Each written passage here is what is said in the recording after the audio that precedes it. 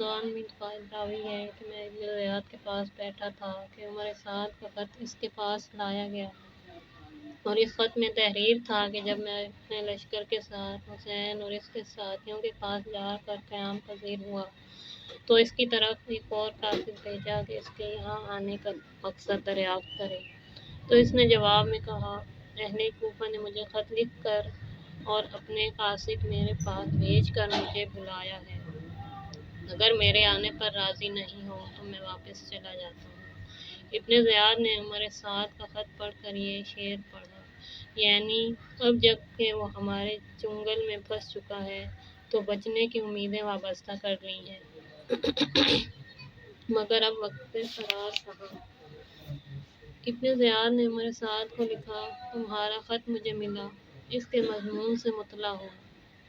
حسین بن علی سے کہو کہ وہ خود اور اس کے تمام یار و انصار یزید کی بیعت کریں۔ اگر وہ ایسا کرتے ہیں تو پھر ہم بعد میں اپنے نقطۂ نظر سے مطلع کریں گے۔ جب یہ خط عمر سعد کے پاس پہنچا تو اس نے پڑھ کر کہا، معلوم ہوتا ہے کہ ابن زیاد صلح و عافیت نہیں چاہتا۔ اس نے اس خط کا ذکر امام حسین علیہ السلام سے نہیں کیا، کیونکہ اسے معلوم تھا کہ فرزند رسول صلی اللہ علیہ وآلہ وسلم یزید کی بیعت ہرگز نہیں کریں گے۔ ابن زیاد عمر سعد کو کربلا روانہ کرنے کے بعد کربلا کی طرف لاتعداد اور بے شمار سپاہ بھیجنے کی سوچ میں پڑ گیا۔ چنانچہ بعض مورخین نے لکھا ہے، کوفہ کے لوگ امام حسین علیہ السلام کے ساتھ جنگ کرنے کو سخت ناپسند کرتے تھے۔ ابن زیاد جسے بھی امام کے ساتھ جنگ کرنے کے لیے بھیجتا وہ وہاں سے واپس آ جاتا، لہٰذا اس نے سوید بن عبد الرحمن نامی شخص کے ذمے یہ ڈیوٹی لگائی کہ وہ اس بارے میں تحقیق کریں کہ لوگ جنگ سے فرار کیوں اختیار کر رہے ہیں اور بھاگ کر آنے والوں کو گرفتار کر کے میرے پاس بھیج دیں۔ چنانچہ سوید نے ایک شخص کو اس وقت گرفتار کر کے ابن زیاد کے پاس بھیج دیا جب وہ کسی اہم کام کے سلسلے میں لشکرگاہ سے کوفہ کی جانب آ رہا تھا، تو اسے گرفتار کر کے ابن زیاد کی طرف بھیج دیا۔ ابن زیاد نے حکم دیا کہ اس کا سر قلم کر دیا جائے تاکہ لوگوں کو عبرت حاصل ہو اور کوئی بھی اس کی حکم عدولی کی جرأت نہ کر سکے۔ مورخین نے لکھا ہے کہ وہ شامی اپنی میراث کے حصول کے سلسلے میں کوفہ آیا ہوا تھا۔ نخیلہ کوفہ کے نزدیک اور شام کے راستے پر ایک جگہ کا نام ہے۔ اسے ایک چھاؤنی کی حیثیت حاصل تھی اور اطراف کے لشکر وہاں پر جمع ہو کر میدان جنگ کی طرف روانہ ہوتے تھے۔ ابن زیاد بذات خود کوفہ سے نخیلہ کی طرف چل پڑا اور ایک قاصد کو حسین بن تمیم یا بقول حسین بن نمیر کی طرف قادسیہ کی طرف بھیج کر اسے اپنے پاس بلا لیا۔ چنانچہ وہ بھی اپنے ہمراہ 4000 افراد کے لشکر کے ساتھ نخیلہ پہنچ گیا۔ پھر اس نے کثیر بن شہاب حارثی، محمد بن اشعث، قعقاع بن سوید اور اسما بن خارجہ کو بھی یہیں پر طلب کر لیا اور وہ بھی یہاں پہنچ گئے۔ اس نے ان سب کے ذمے یہ کام سونپا کہ سب لوگ کوفہ کے اندر گشت کریں اور لوگوں کو یزید اور میری اطاعت کا حکم دیں اور انہیں نافرمانی اور فتنہ برپا کرنے سے ہر ممکن روکیں اور انہیں لشکرگاہ کی طرف بلائیں۔ چنانچہ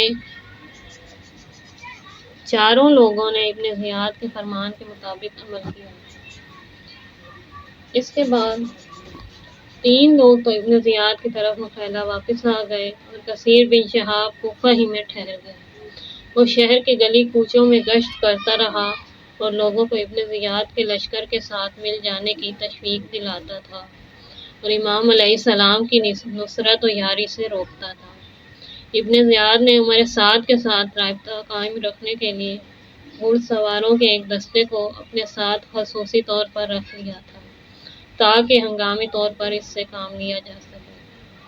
جب ابن زیاد نخیلہ چھاؤنی میں تھا تو عمارہ بن ابی سلامہ نے پختہ ارادہ کر لیا تھا کہ ابن زیاد کو قتل کریں گے، لیکن وہ اپنے منصوبے میں کامیاب نہ ہو سکے اور کربلا کی طرف چلے گئے اور امام کے ساتھ جا ملے اور آپ ہی کے ساتھ جام شہادت نوش فرمایا۔ ابن زیاد نے لوگوں کو جامع مسجد کوفہ میں جمع کیا اور خود منبر پر جا کر یوں تقریر کی: اے لوگو، تم نے یزید کے بزرگوں کو خوب آزمایا ہے اور انہیں اسی طرح پایا جس طرح تم چاہتے تھے، اور یزید کو بھی جانتے ہو کہ نیک سیرت انسان ہے، وہ اپنے زیر 10 لوگوں کے ساتھ نیکی اور احسان کا سلوک کرتا ہے، اس کی ہر ایک پر بے انتہا عنایات ہیں۔ یزید کا باپ بھی اسی طرح تھا، اور اب یزید نے حکم دیا ہے کہ میں اس کے اس عطیے اور اعزازیے میں مزید اضافہ کر دوں جو تمہیں دیا کرتا تھا۔ اس نے تمہارے درمیان تقسیم کرنے کے لیے بہت سی رقم ابھی بھیجی ہے تاکہ تم یہ لو اور فوراً اس کے دشمن حسین بن علی علیہ السلام کی طرف جنگ کرنے کے لیے روانہ ہو جاؤ۔ میری بات کو دل کے کانوں سے سنو اور اس پر عمل کرو۔ یہ کہہ کر وہ منبر سے اتر آیا اور شامی باشندوں کے لیے بھی کچھ عطیے تقسیم کیے۔ اس کے بعد حکم دیا کہ شہر میں منادی کرا دی جائے تاکہ سب لوگ حسین کے ساتھ جنگ کے لیے تیار ہو جائیں۔ یہ حکم دے کر خود اور اس کے دوسرے ساتھی نخیلہ کی طرف چل دیے۔ ساتھ ہی اس نے حسین بن نمیر، حجار بن ابجر، شمر ذی الجوشن کو کربلا کی طرف روانہ کر دیا تاکہ وہاں جا کر حسین علیہ السلام کے ساتھ جنگ کے لیے عمر سعد کی مدد کریں۔ ابن زیاد کے عمر سعد کو کربلا میں بھیجنے کے بعد شمر ذی الجوشن پہلا وہ شخص تھا جس نے 4000 آزمودہ کار سپاہیوں کے ساتھ حسین مظلوم کے ساتھ لڑنے کے لیے اپنی طرف سے آمادگی کا اظہار کیا۔ پھر یزید بن رکاب کلبی نے 2000 کے فوجیوں کے ساتھ، حسین بن نمیر نے 4000 سپاہیوں کے ساتھ اور نصر بن حرشہ نے 2000 سپاہیوں کے ساتھ، جو سب مل کر 20,000 کا لشکر بنتے ہیں۔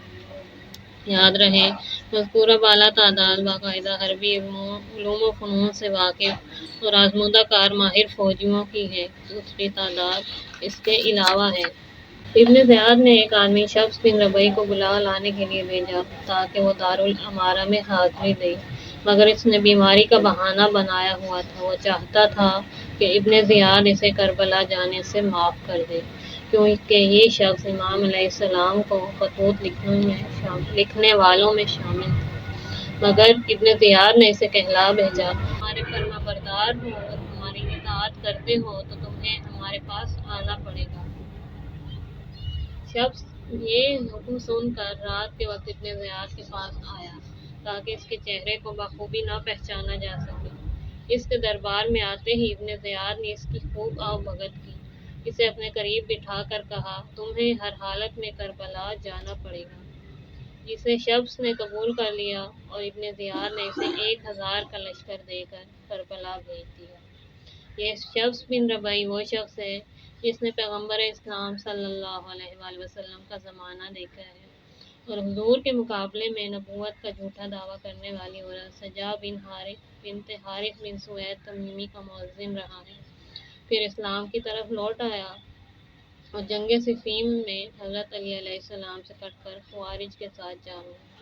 ایک عرصے کے بعد توبہ کی، آخر کار قاتلین امام حسین علیہ السلام میں شامل ہو کر ابدی لعنت کا مستحق ہو گیا۔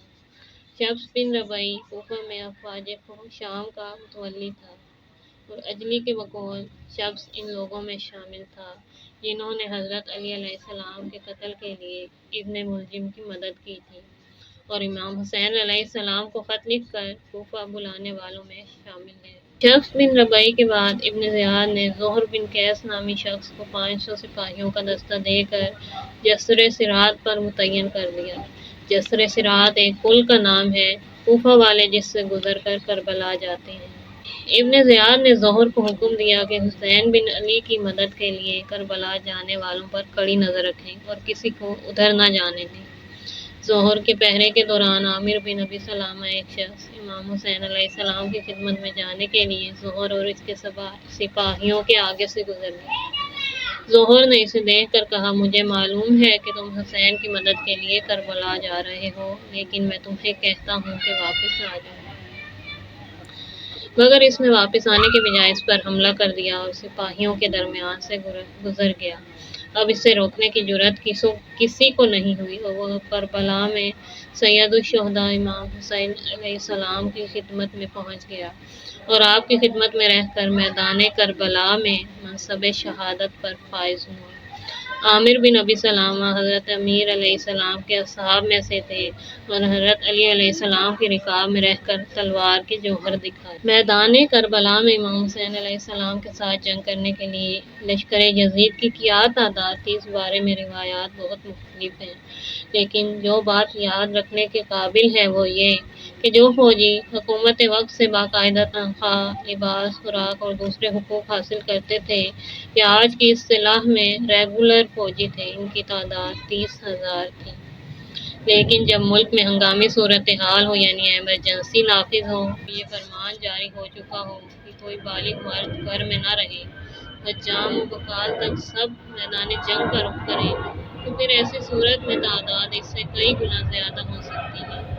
صحیح تعداد کو بتانا مشکل ہو جاتا ہے، لیکن اگر مورخ 30,000 لکھتا ہے تو وہ باقاعدہ فوج کی تعداد بتا رہا ہے، اور جو 50,000 یا 60,000 یا 1,00,000 لکھتا ہے تو ملک میں نافذ ہنگامی حالت یا ایمرجنسی کو مد نظر رکھ کر تعداد کا ذکر کرتا ہے۔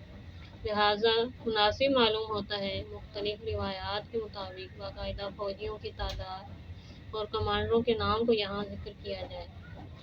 نمبر 1 اور بن یزید رہائی 1,000 کے لشکر کے ساتھ تھا، کعب بن طلحہ 3,000، عمر ابن سعد 4,000، شمر ذی الجوشن 4,000 سوار اور پیادے، یزید بن رکاب کلبی 2,000، حسین بن نمیر 4,000، عزیر بن وہینہ مازنی کا لشکر 3,000، نصر بن خرشہ 4,000، شمس بن ربیع 1,000 اور حجار بن ابجر کا لشکر بھی 1,000 تھا۔ ہم جہاں یزید کی فوج کی تعداد بتا رہے ہیں وہاں پر مناسب معلوم ہوتا ہے کہ اس مظلوم و بے کس ذات یعنی نواسۂ رسول صلی اللہ علیہ وآلہ وسلم کے ہمراہیوں کی تعداد کو بھی ذکر کر دیں، تاکہ معلوم ہو جائے یہ جنگ کس قدر غیر عادلانہ اور نابرابری کی جنگ تھی، اور جس ذات کو قتل کرنے کے لیے اس قدر لاتعداد فوج تھی اس کے ساتھی کتنے تھے۔ چنانچہ اس بارے میں بھی مختلف روایات ہیں، البتہ کچھ تفصیل اس طرح ہے کہ نمبر 1 72 ہے، جن میں 40 پیادہ اور 32 سوار ہیں، نمبر 2 127، جن میں 82 پیادہ اور 45 سوار، 145 جس میں 100 پیادہ اور 45 سوار، 170 ہے جن میں 100 پیادہ اور 70 سوار، پر اس سے زیادہ تعداد نہیں بتائی گئی، جبکہ مشہور تعداد 72 ہے، جن میں 18 بنی ہاشم اور باقی اصحاب حسین علیہ السلام تھے۔ اگر آپ کو ویڈیو پسند آئی ہے تو پلیز لائک کیجیے اور چینل کو سبسکرائب کیجیے اور اپنی قیمتی رائے کے ذریعے کمنٹس کے ذریعے اپنی قیمتی رائے کا اظہار کیجیے۔ اللہ حافظ۔